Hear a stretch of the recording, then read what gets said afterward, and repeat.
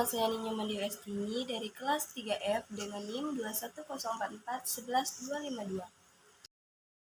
Oke, di sini saya akan menjelaskan tentang tujuan yang harus dicapai dari konsep dasar SIG, kedudukan SIG dengan ilmu lain, komponen utama SIG, jenis sumber data SIG, arah pemanfaatan SIG, dan pengguna SIG. Yang pertama, apa sih itu konsep dasar SIG?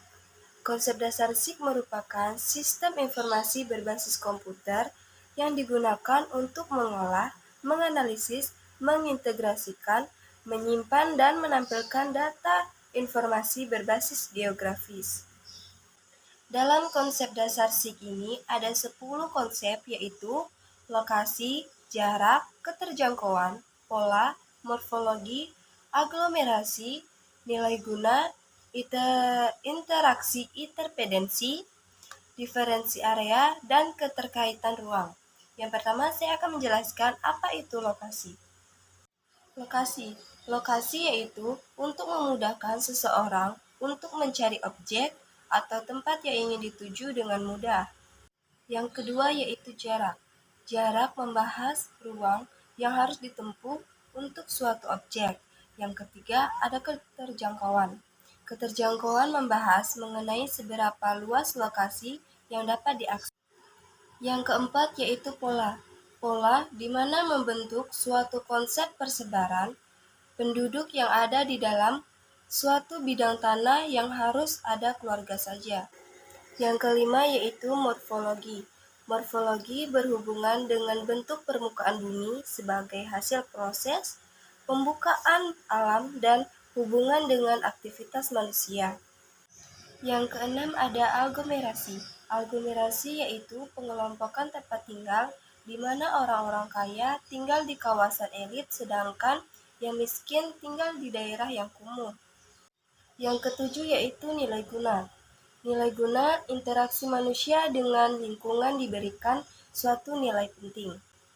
Yang kedelapan ada interaksi dan interdependensi, yaitu bentuk hubungan timbal balik antara dua daerah atau lebih yang dapat memenuhi kebutuhannya. Yang kesembilan ada diferensi.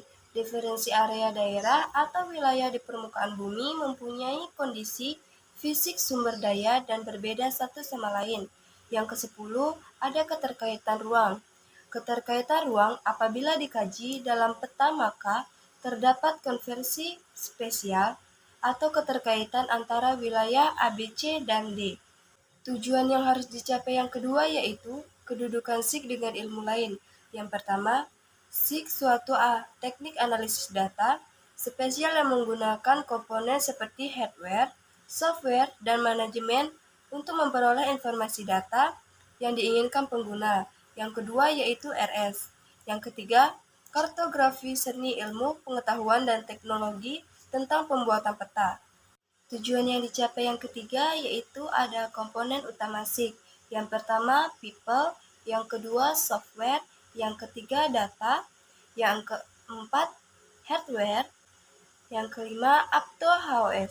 Tujuan yang harus dicapai yang keempat yaitu jenis sumber data SIG. Yang pertama ada peta analog. Peta analog yang dibuat dengan teknik kartografi. Yang kedua, penghindaran jauh informasi tentang objek atau area melalui analisa terhadap data tanpa kontak langsung dengan objek. 3. Data hasil pengukuran GPS dan pembentukan posisi yang dimiliki dan dikelola oleh Amerika Serikat.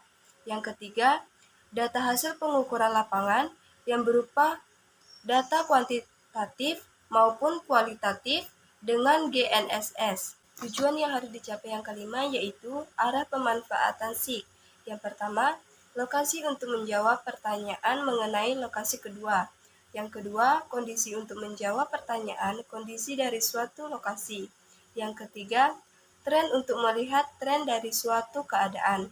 Yang keempat, pola untuk membaca gejala-gejala alam dan mempelajarinya. Yang kelima, permodelan digunakan untuk penyimpanan kondisi tertentu yang akan digunakan untuk memprediksikan keadaan di masa yang akan datang. Tujuan yang harus dicapai yang keenam yaitu pengguna SIG.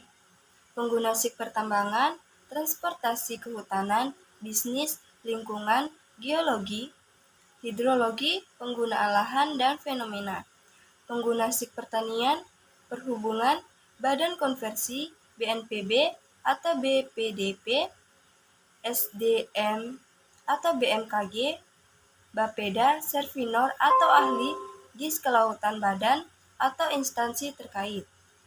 Oke, mungkin itu saja penjelasan yang dapat saya sampaikan. Kurang dan lebihnya mohon dimaafkan. Terima kasih. 고마워 늘 혼자 걷던 길 손잡고 걸어줘서 이런 나랑 함께 해줘서 고마워 또 보자라 말보다는 잘 가라 내 말이 맞겠지만 네 귀에 닿길 바래 너 위한